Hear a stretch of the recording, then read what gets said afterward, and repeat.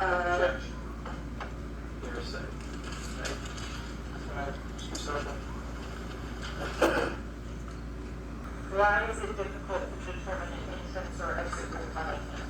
Because it fractures bone, and when bone is fractured, it can cause an exit or entrance injury, so it can deform the defect, and it would be hard to tell which one is entrance and which one is exit. So in terms of on this particular wound, B, can you say if it is an entrance or an exit? No. Okay, going on to wound A. What does wound A show in this photo?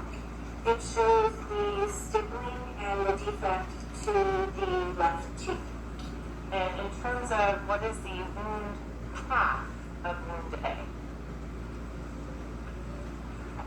Sorry. What is the wound path that was caused as a result of this gunshot? So it's going from left to right, front to back, and upwards. Okay. And in terms on this photo, I'm going to zoom in just a little bit. Can you show some of the ladies and gentlemen, either with the red stick next to you or using the mouse, the different areas of stippling? Stippling is all these little pinpoint abrasions you see around the wound, even up here, here, here, here, here, here, here, and there.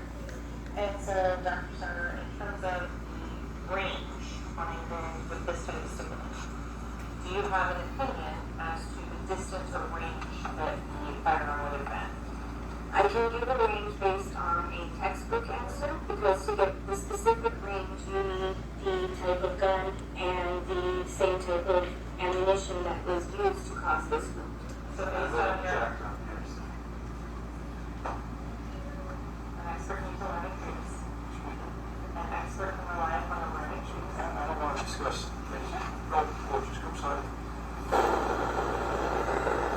Y'all, what y'all looking at now, this is the medical examiner, okay? And she describing the pictures.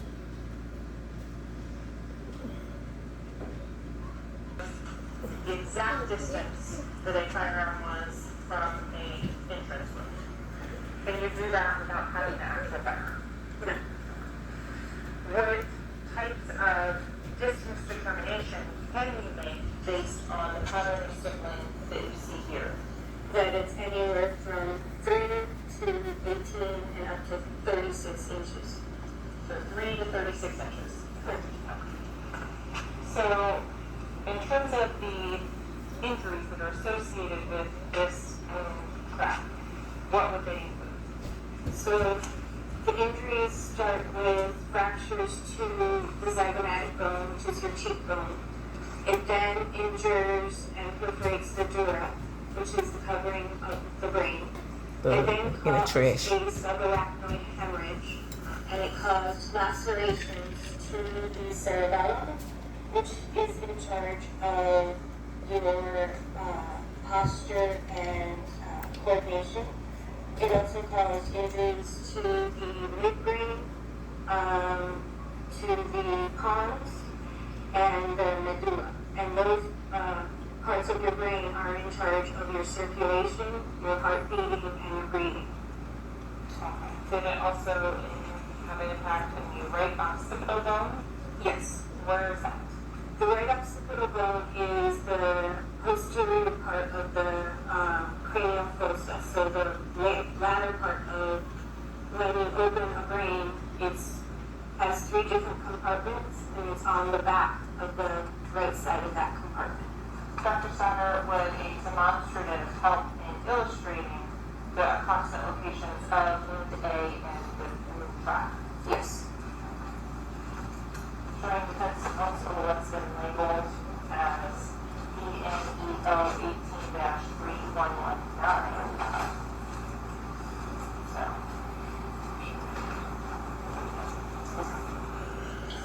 Again, ladies and gentlemen, the witness is going to be using a demonstrative to assist in explaining or illustrating her testimony. Remember that the testimony of the witness is the evidence. The demonstrative is not in evidence. It's not to be considered as evidence. And unless it's later received in evidence, it does not go back to the jury room with you for deliberation.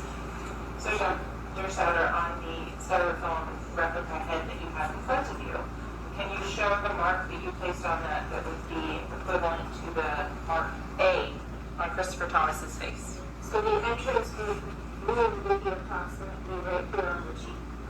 And in terms of where the occipital bone, where you said that the impact or the terminal location of the bullet was, where would that be on that? So in order to accurately depict that, you have to open the brain. And Sorry about that, if I yeah. don't do that, then approximately right here, but on the inside. And so if you could just turn around and show that to me for the jury and point. Okay. That's the back of the head. Moving on to that next photo, C. I'm trying to So put the C text on right there, that guys. C, at the other side of the hand? Yes. Can you tell if this is an entrance or an exit? No. Same reasons as for B? Yes. Okay. In terms of wound D, what are we looking at here? D is a defect to the D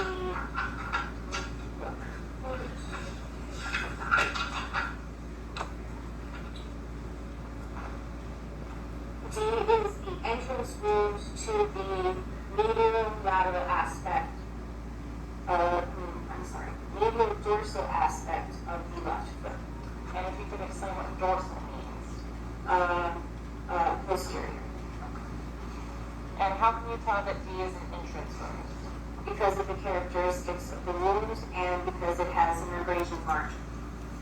In terms of the order in which you label from A to D, are you suggesting in any way that that's the order the wounds were inflicted? No. How do you pick what letter is assigned to which wound? So I try to go from head to toe when the decedent is on their back. And then I try to continue labeling them when we turn them over and go head to toe. So going on to wound E, what is that? That is the exit wound on the foot and, the exit wound. And that matches or coincides with the same retractus in wound D? Yes. On to wound F, what does that show? F is an exit wound. And how can you tell that F is an exit wound? Because of the laceration. And what is a laceration? It is a cut. Moving on to G, what wound does this depict?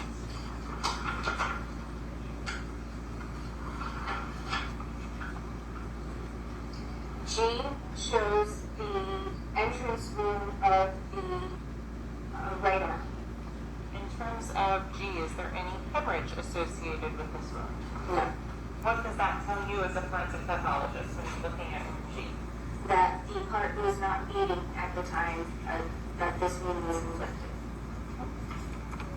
Going on to H, what does that wound show? H is an exit wound, and it shows that there is very little hemorrhage associated with that.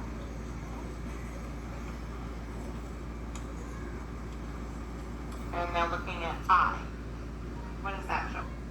Y'all, I had wanted to stop it right there for a minute.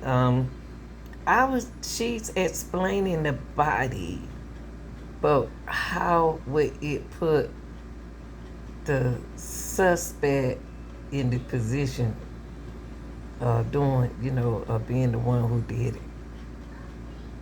I mean, we describing the body, and everything, but where is she going with this?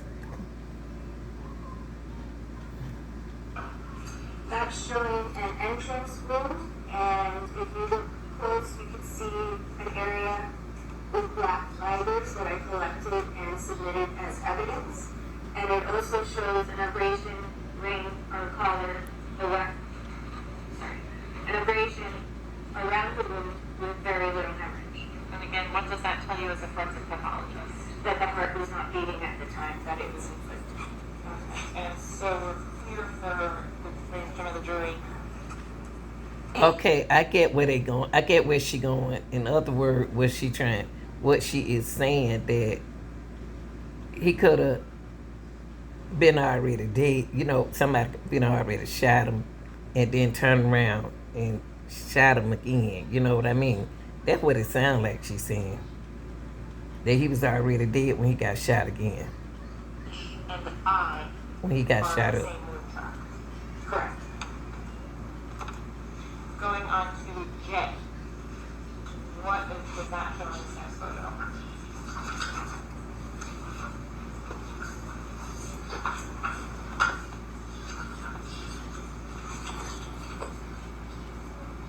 J shows the exit wound by the axilla. And J corresponds with wound G. Correct. That's the same wound track. G is the entrance and J is the exit. And in terms of on wound J, do you see signs of hemorrhage? No. Moving on to wound K. What does that show? That shows an entrance wound to the right axilla. And can you tell if the length from the is this penetrating or perforating? This is penetrating. And what does that mean? That means that there is an entrance but not an exit.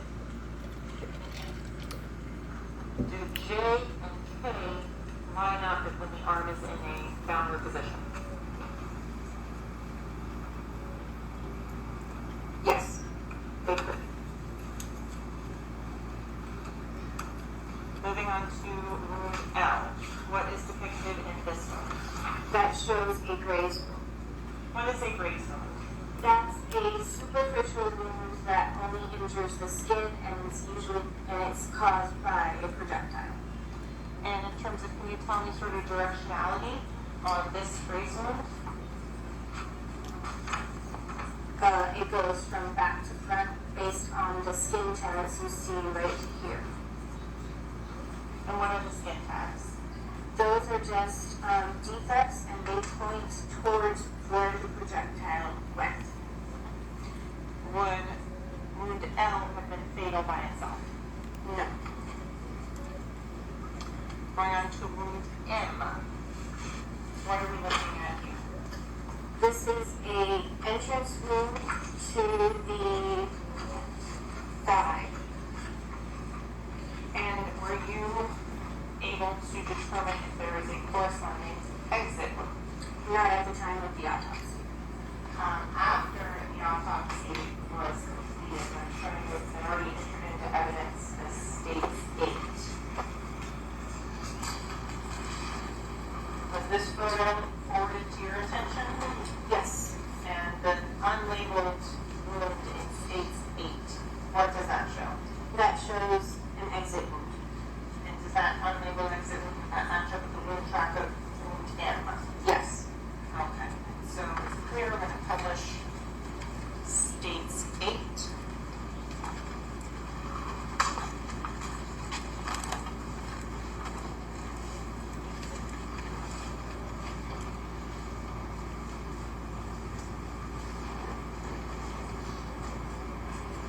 And for states 8, were you able to zoom in and read the name on the hospital van?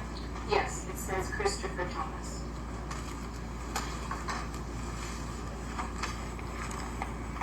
Were those hospital photos available to you at the time of autopsy? No. Okay, back to, so we discussed M. Going on to the photo that we are looking at here. What is this depicting? That shows a series of entrance wounds to the back and to the right arm. In terms of the height and weight of the decedent, do you document that? Yes. And what was the height and weight of Mr. Thomas? His height was 69 inches and his weight was 145 pounds. And can you translate that into feet and inches? I believe that's 5'9".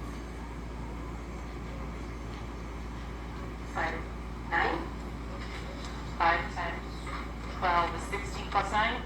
Is that the math you just did in your head? Yes. Okay. I'm not the best at math. So going on to what's been labeled as wound N. Where is that located on the body?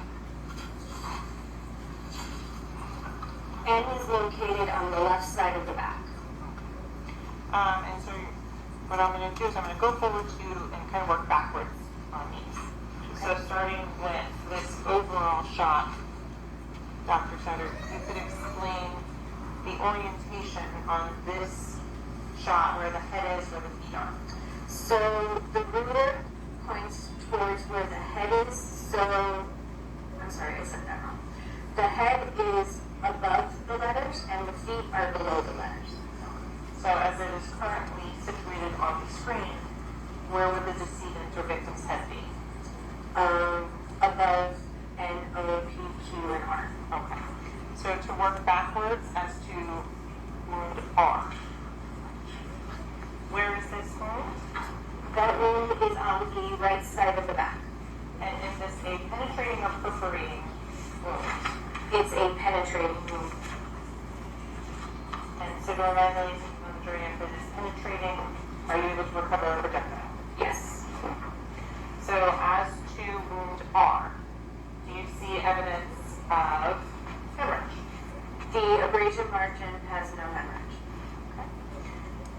There's blood inside the center of that defect. Why? Because when the blood vessels get ruptured, they will release whatever blood is inside them. Does gravity still apply? Yes. So going backwards to wound Q. Was there any sign of hemorrhage on this wound? There is no hemorrhage on the abrasion. What does that tell you from both R and Q? That the heart was not beating at the time these wounds were inflicted. Going to wound P. Where is that wound? P is located on the right side of the back. And can you make any comments about the abrasion and the hemorrhage on wound P? There is also a lack of hemorrhage on this wound. Going back to O. What can you tell the ladies and during about O? O is on the left side of the back, and there is very little hemorrhage around the abrasion. And that's Sorry about that, y'all. I don't what can you tell the ladies and during about N? Oh, Is on the left side of the back, and I also recovered some black fibers from it, and I submitted it as evidence. Okay. And could you point to the fibers you're talking about? There.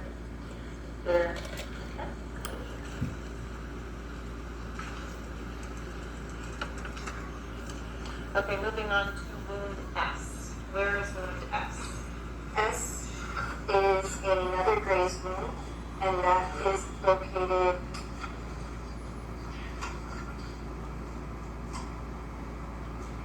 on the right foot up. Can you determine a directionality from wound S? No, Why not? because I could not see any skin tags left by the projectile. Going on to the next photo here.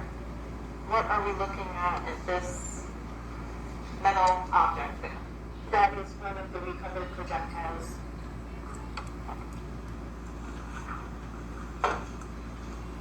Did you collect that and label it? Yes, Was that submitted into evidence? yes. Moving on to the next projectile, where did you recover it from? The right upper quadrant of the abdomen. Is that the picture that we're looking at here on this one? No. Okay. What? So that other, to go back to the right upper quadrant of the abdomen, where was that found?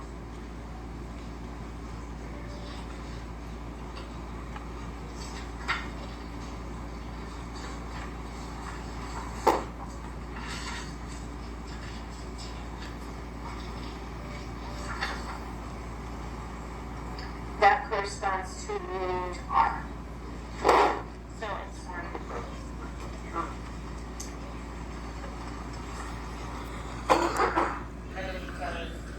let me have you memorized? So now going on to the right upper quadrant of the abdomen. It's labeled as projectile 2. Do you recall where that particular projectile was recovered from? I need to look at my report. Please do it. Refresh your recollection. What happens to you are there? That corresponds to the entry of labeled R.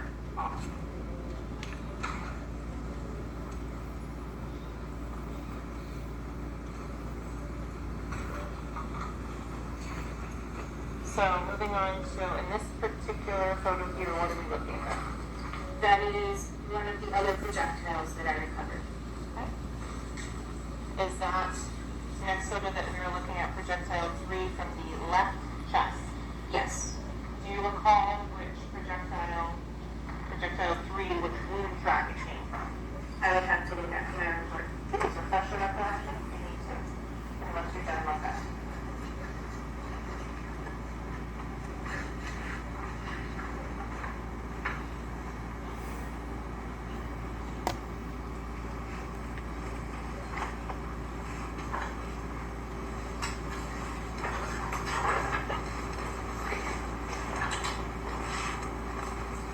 That corresponds to the entrance wound O. Going on to the picture and next photo that we are looking at, what does this depict? That is another projectile that I recovered from the axilla. And what is the axilla? That is the area near your armpit. Okay. And is that the next photo, projectile number 4? Yes. And do you recall which wound path letter that corresponds to? I would have to look at my report again. If you need to refresh your recollection, please feel free to do so. Sorry, y'all.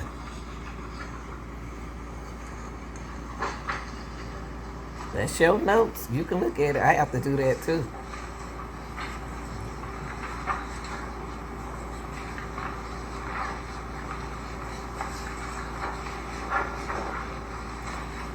Put in the chat how you think the prosecutor doing today.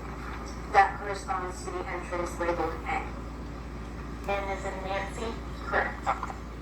So moving on to the next projectile number 5. That says left axilla. Yes. And so which wound track is this particular projectile recovered from? I would have to look at my report again. If you have such information, please feel free to do so.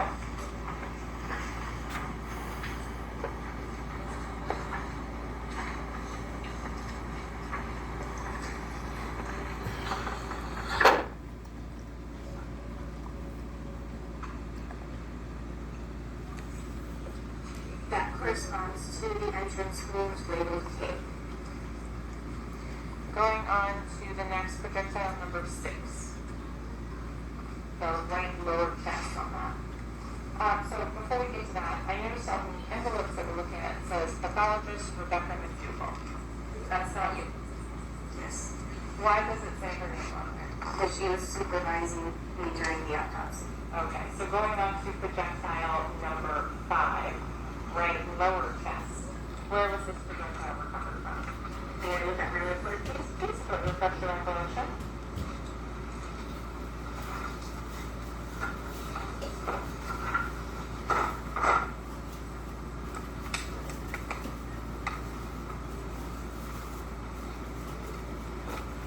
Whenever you're ready. The entrance letter corresponds to Q.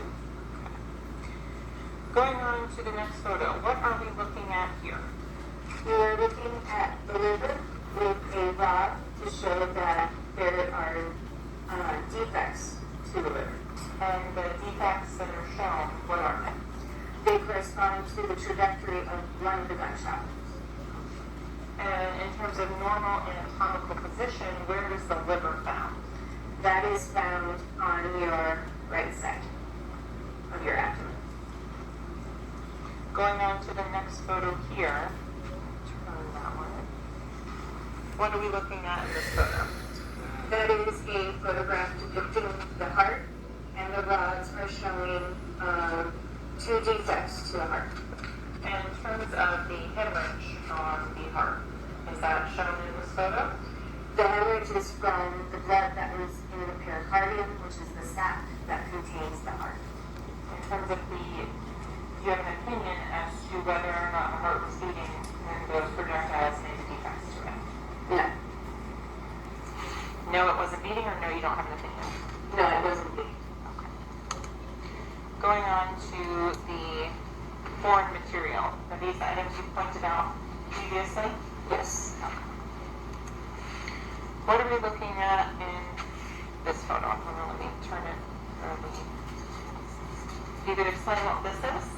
This is showing the brain and the extensive subarachnoid hemorrhage it has, and the lacerations that you can see to the right side of the cerebellum, which controls your balance, and also to the pons, and the medulla, and the midbrain. So in terms of where we're looking right now, give me an orientation. Is this top, bottom? This is the bottom side of the brain. Okay. And for the head that you have in front of you, the styrofoam, could you show where on that you see how that would be oriented and put in the same position? So you would have to, so it's upside down and turned around. Okay. So if you were to cut this open and hollow it out, you would just literally flip it back in like that. So what are we looking at in this photo here? That is the base of the skull. And what has it done to get access to this part of the skull? Wait a So minute. I You wiped your inserted butt? a rod to show that Huh? the trajectory Did you do that? from the injury from the Come here. left cheek went all the way through and crossed into the right side of the renal occipital. Okay. And in terms of, is there evidence of hemorrhage along this bone tract? Yes. Would you have an opinion as to if the individual was alive or the heart was beating when this wound was inflicted? Yes. And what would that be? Can you say that again? I'm sorry. What would your opinion be? So, my opinion is that at the time that this gunshot wound was inflicted, because of all the hemorrhage to the base of the brain, that this individual was alive. Okay. Going on to projectile number 7. Where was this projectile recovered from? On the right occipital bone. Same from the picture we just looked at? Correct. Going on to these fragments here. Where were these recovered from? Can I look at my recording, If please? you need to, please. These fragments were collected with the entrance wound from letter R. R. Okay. So I want to go back for just a moment.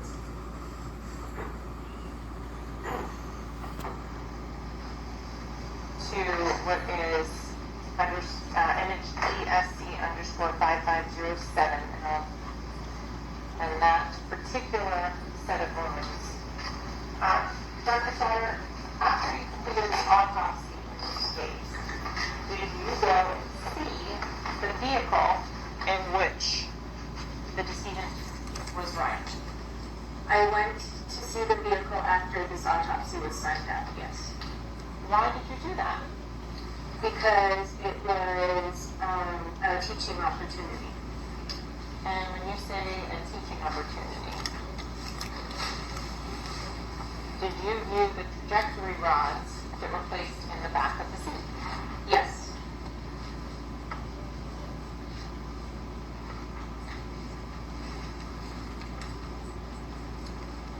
Put them side by side so you can explain to the ladies and gentlemen of the jury.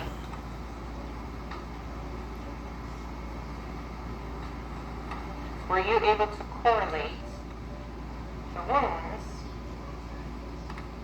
in N through R with the trajectory rods in the back of the seat, Judge?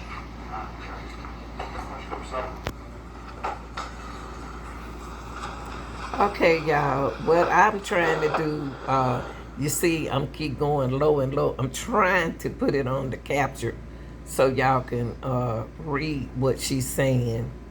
That's what I'm doing. But like I said, this is one of the examiners that worked with the autopsy doctor. Both of them doctors. But Thanks for joining today, y'all. To me, the prosecutor kind of waking up a little bit, but we need to get to the point that it's going to prove that Melly did this. She got a lot of information. She coming to it, but look like she's scared to come up. She going towards it, then look like she comes, bounce back off.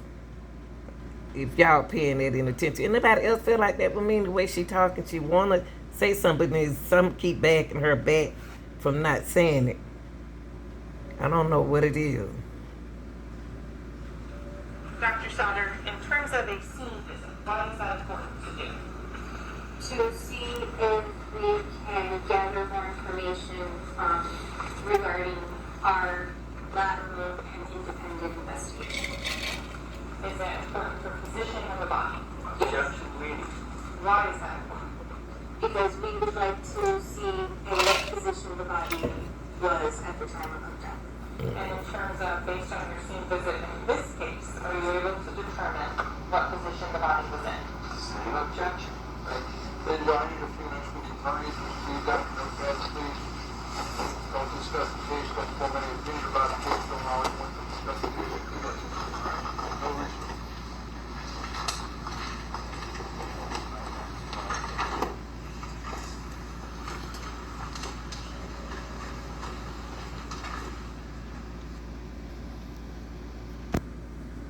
That's Melly, y'all. He's Melly today. He haven't had a chance to turn to Melvin yet. I think Melvin was the one doing all this work. Here's the downtown manual of defendant. So I sustain the objection, initially signed by, I don't know what we've done to, be able to establish her identity. I don't know if it's something she's done in the past, or if it's something that she's taught in school, or something along those lines, but I need more of a background to show qualifications. Dr. Sauter, in terms of your forensic pathology experience, is it important to go through this? I went to many scenes during my fellowship. Yes. And can you explain to the court why we need to go through the scene and see the surroundings a body was in when it was deceased? So that I can see the position, if I can see if the autopsy findings correspond to my findings, or the information I was given from the investigation, and things to that nature. Based on the scene visit in this case, were you able to further your autopsy in your opinion as to what happened? I had already established the cause and manner of death at the end of this autopsy, and this scene visit occurred months after I had finalized the case. And in terms of the positioning of the body at the time that moves in through R, are you able to render an opinion based on the defects in the car and the defects in the body? Yes. And what is that? That the seat was slouched over slightly, and they would match to the defects on his back. And in terms of the opinion as to whether or not the decedent was alive at the time that moves in through R are placed onto the body, does the scene visit help and assist you in an opinion on that? Yes. And how so? So I can see that there was no hemorrhage on these wounds, and that I collected black form material from one of these wounds, and I submitted it as evidence.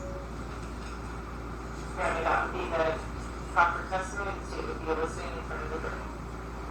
May I ask a question? Yes. Have you ever been declared an expert in the trajectory of bullets? No. I object. So, Counsel, did you take this witness's deposition? Yes. And was she considered as an expert in any type of trajectory analysis? No, she was not. Nor did we get any notice of Joe's. They do have an expert on trajectory that they listed 3 or 4 years later. The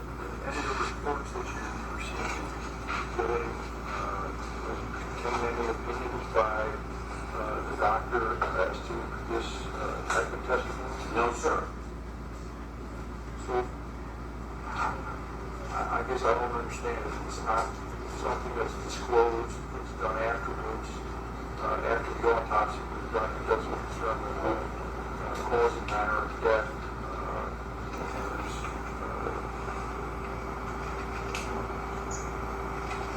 So, no, I mean, I don't know how this will aid the jury, number one. And number two, it seems to me that if the expert's given an opinion, it should have been disclosed. and then this was disclosed, this was all provided to defense well in advance, all of this was done prior to the arrest of the defendant. Stop for a second. Yes. I thought Mr. Hazelstein just told me it wasn't disclosed, he had no knowledge of it. No, this is all predates the arrest of the defendant. They have copies of all of these images, photographs, Instead of the images and photographs that may have copies of it, was it disclosed to Mr. Hazelstein or any of the defense counsel that the doctor was going to render an opinion on the trajectory analysis or where, how did She's not rendering an opinion on trajectory analysis, right? She's rendering an opinion on the defects in the body, that they are consistent with, and the material is consistent with the vehicle, which is why she went out and looked at the vehicle. She's not getting a trajectory on that. That's not totally correct. Dr. McDougall took her out to the scene because this is one of 3 cases in her entire experience that she could determine which injury occurred first, which was a fatal injury on both. And it was a learning experience for her because she was merely a fellow under the supervision of Dr. McDougall, with all due respect. there's an objection to it, the testimony. And I guess my concern is twofold. Number one is that there's an objection based on her background and expertise. Does it allow her to render an opinion as to this? That's part of it. The other part is, to me, is Mr. Hazelstein told me this is something new to him that he's not aware of it. So, is there anything in the doctor's report, any of the reports that were tendered over to the defense counsel that suggest the doctor can render some type of opinion like this, that the location of the wounds on the victim's back are consistent with the way they went through the scene on the automobile? So yes, Your Honor, this was disclosed to defense from day one. These particular images are actually listed right next to one another in the arrest warrant, indicating that the witnesses had testified and had provided this witness because she did the autopsy of Christopher Thomas, which was the individual who went out to the scene, and she has testified and it's actually scored that this helped in corroborating and explaining her testimony, and at the scene visit helped to explain her testimony and showing that the individual was already deceased with those particular bullet wounds within. If Your Honor will recall, the co-defendant's statement was played in which it was supposedly a drive-by gone back. That's already been put before the jury. This is going to the matter that is at issue of showing that this drive-by was completely safe, as he was already dead at the point when those wounds were put in. Back to you, Mr. Hazelstein. I'm sorry, I thought you indicated on multiple occasions you haven't received any notice of this. Counsel suggesting you have. So We have not received any notice that she was going to testify to anything other than manner and cause of death, which she has done. show me where you notified them defense that she was testifying to something other than manner and cause of death.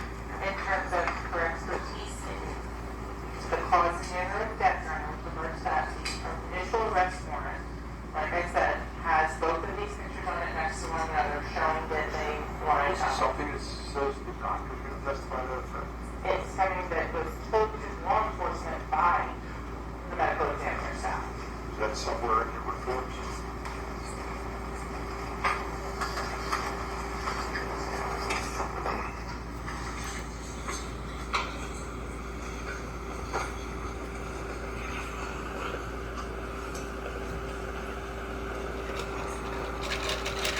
I'm only looking for it so the court knows. The trajectory expert was, we were put on notice approximately 3.5 to 4 years after this incident, after the autopsy, and after all of this. So it's clear she is not testifying on trajectories. She is testifying on the defects to the body, on that, and that the defects to the body are consistent with the defects to the back of the seat. What does that have to do with matter and cause of death? Showing that Listen, man, I don't need any hands, all right? Local shirt, I don't need anything, all right? That's right, Judge. Get him. Make a hand gesture, all right?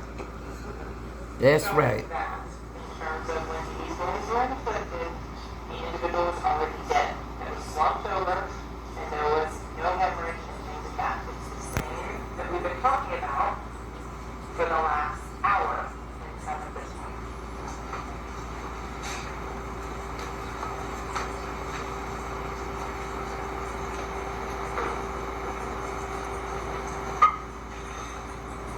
Get him, Judge.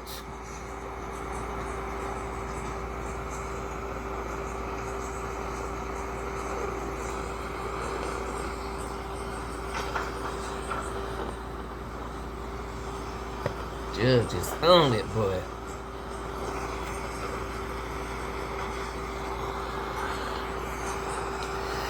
Shout out to Law and Crime for spending time getting this court out for us.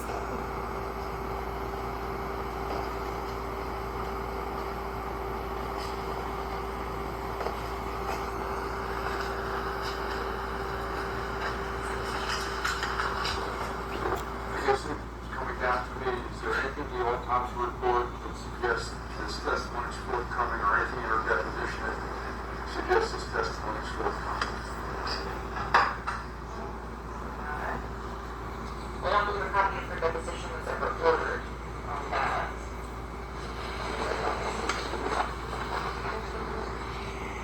It did the trajectory analysis on that, and they talked about the ballistic reports on that, and the date of her depot was February 24th of 2022. Also, they talked about the scene visit and observing the vehicle with the rods inside the vehicle at that point. And then she testified in her depot that the pattern on the back matches the car. So you're saying it's in the deposition? It is. And you're going to dispute that, David Grace? I don't have any recollection of that. And even if it was there, she's not an expert. And it was Dr. McDougall who took her out there to show her. This is a rare situation which I can't determine what was the first shot, which was the fatal shot on both of the victims. That was it. Hold up. Yes. Thank you. Objection is overruled. I'll let it testify. Can we bring it back? Yes, sir.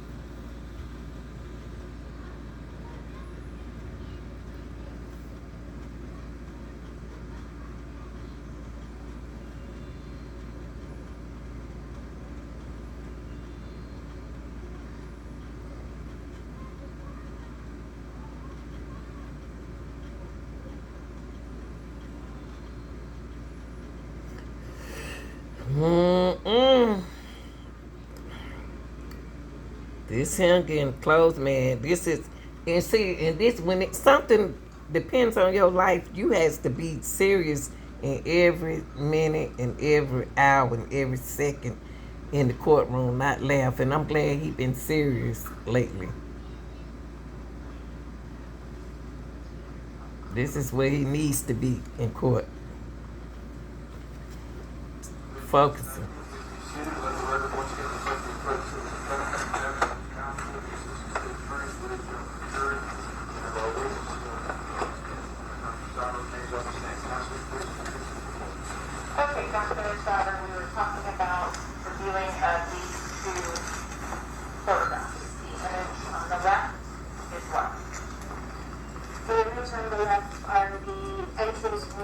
to the back.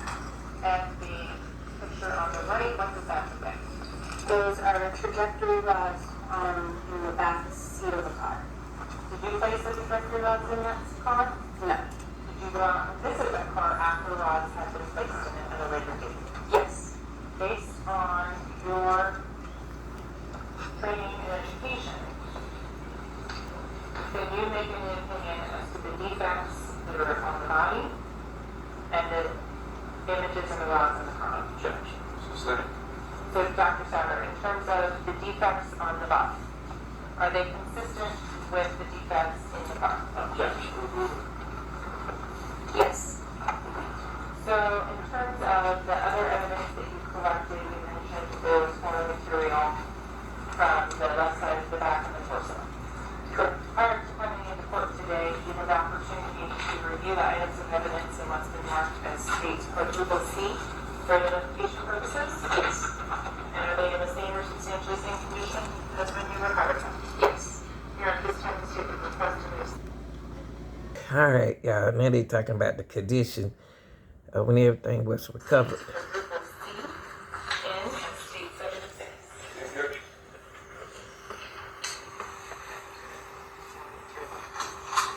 States quadruple C. Yes. No objection. No objection. No objection. They'll be admitted.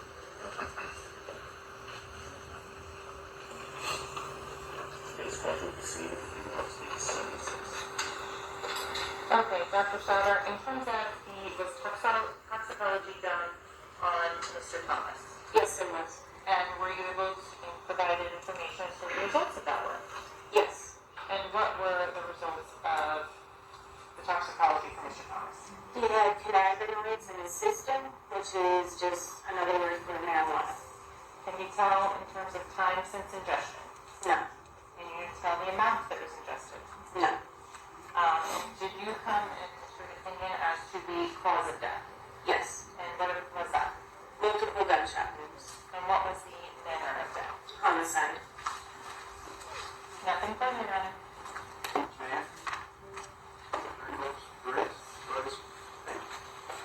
Doctor, at the time you performed the autopsy, I believe you were a fellow at the Broward Medical Examiner's office. Is that correct? Yes.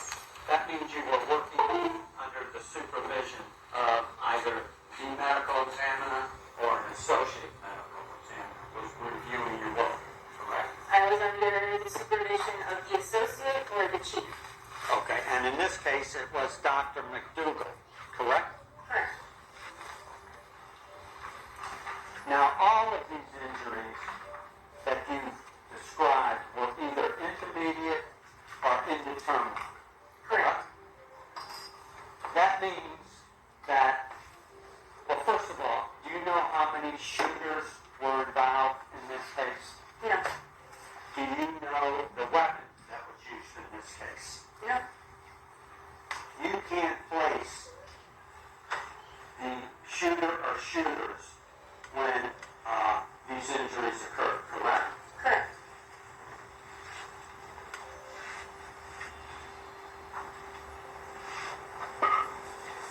You indicated that you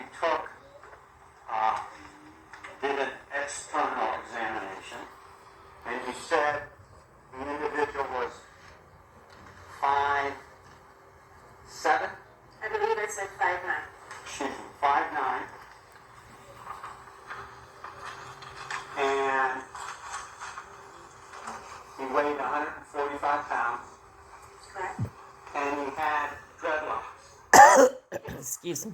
Now, did you cut his hair before you did the complete autopsy? I did not cut his hair. Do you know if anyone examined those dreadlocks to determine if there was any stippling, gunpowder, or anything? No. Did you examine his clothes? He came unclothed to our office. I believe Detective Melly was present. Wasn't he? I don't remember if Detective Moretti was there. I know that Detective Tomlin was there because I handed him my chain of custody for the evidence. And you know that Detective Moretti is the lead detective. That's what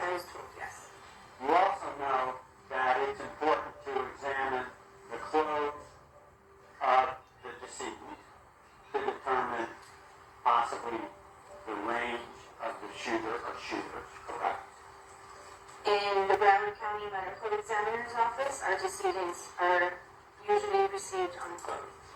But you know from your experience that the clothes are an important factor in the investigation, correct? Yes. You also know that, especially someone who has long hair, unfortunately I have no hair, but you know that someone who has long hair could give evidence as to the location of the shooter or shooters, distance-wise, because that collects stippling, gunpowder, etc. Steve, please raise. Certainly do. I certainly will. You know that long hair can collect gunpowder residue. Yes, that's possible. And you know that this individual had long hair, in fact, dreadlocks, correct? Correct. Do you know if any detective or any crime scene investigator collected that evidence? Not to my knowledge. Do you know why? No.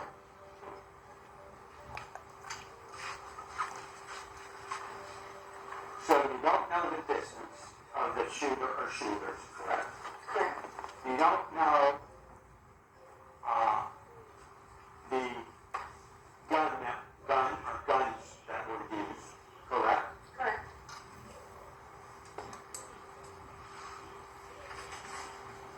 You don't know if the clothing was collected and examined, That's not part of my job. okay? And you don't know if the hair or the dreadlocks were examined by anybody from either the Miramar Police Department or the Broward Sheriff's Office. That's correct. Now, you prepared a report, correct? Yes. That was in 2018 or 19. I believe I look at your report to get the date.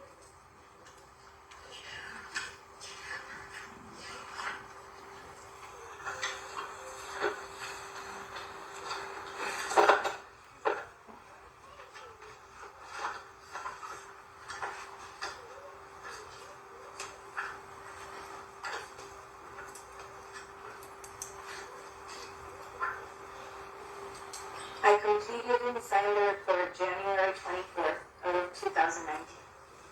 Now, you learned, did you not, approximately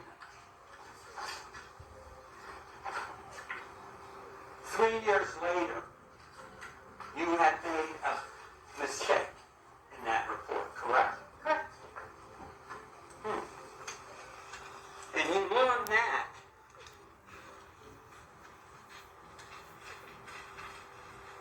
and Dr. McDougall had to prepare another report for you. She Correct? amended the report. Yes. Amended the report for you Yes. 3 years later. Yes, because I no longer work there anymore.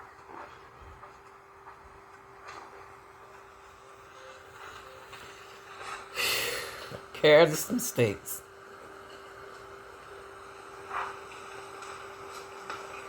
And you're aware, are you not,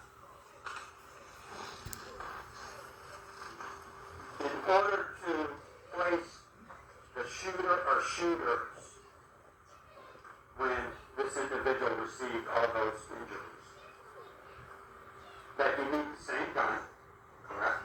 Yes. You need the same ammunition, correct? You need to look at the clothes and the hair and the stippling or the gunshot residue. Other people do that, yes. Yes, but you know that. Yes, Necessary. that's true. Okay.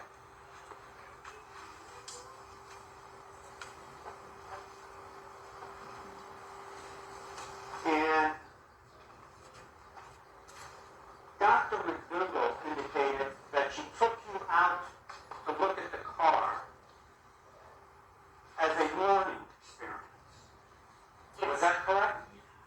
Yes. And that learning experience was because in all of her autopsies, which I think she said were in the thousands, and at that time, you had performed how many autopsies? We would have to go back to the Brown County office and get those numbers. But you were being supervised by Dr. McDougall. Yes. Okay. She took you out there as a learning experience because in all of her career, it's very unusual to determine what is shot, the first shot to an individual versus the second, third, fourth, or fifth shot. Correct? Correct. And she took you out there to show you that the first shot on the individual you did the autopsy was the fatal shot to the head, I think you said, to the neck, cheek, excuse me, was the fatal shot, correct? Yes.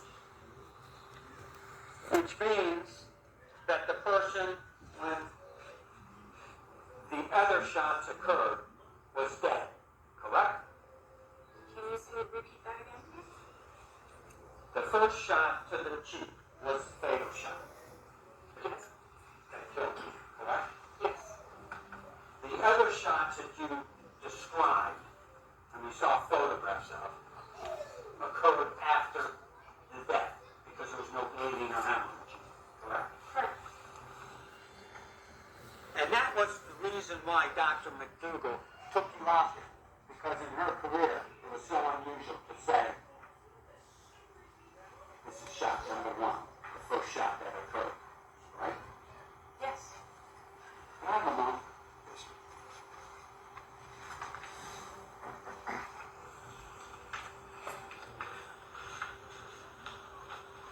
Lots to say, I'm finished. Thank you, sir. Madam, do you have any redirect? Yes, just briefly. On wound B.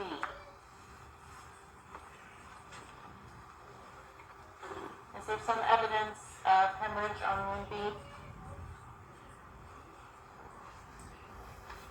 No. In terms of indeterminate range, what does that mean? That means that I can't tell because there is the absence of a muzzle implant or stippling. And what does intermediate range mean? That means that there is stippling around the wound. And is there a range in which you would call a wound intermediate in distance? Intermediate would be when I have stippling, and that could be anywhere from 3 to 36 inches. No further questions, sir. One question. Yes, sir. Do you have any evidence to indicate this young man was involved in this? Stay. This witness excused. Thank you, you may step down. Thank you, thank you. All right, ladies and gentlemen, we're going to take a adjourn of the evening. Just need to note that on the chairs. We'll see everybody back tomorrow at 9. Remember the admonition, you are not to discuss the case. All right, y'all. That has been the discontinue of the case, and See you tomorrow night. Thank you. tell me what y'all think. How did the prosecution do today? I think they still haven't proved he did anything yet, y'all.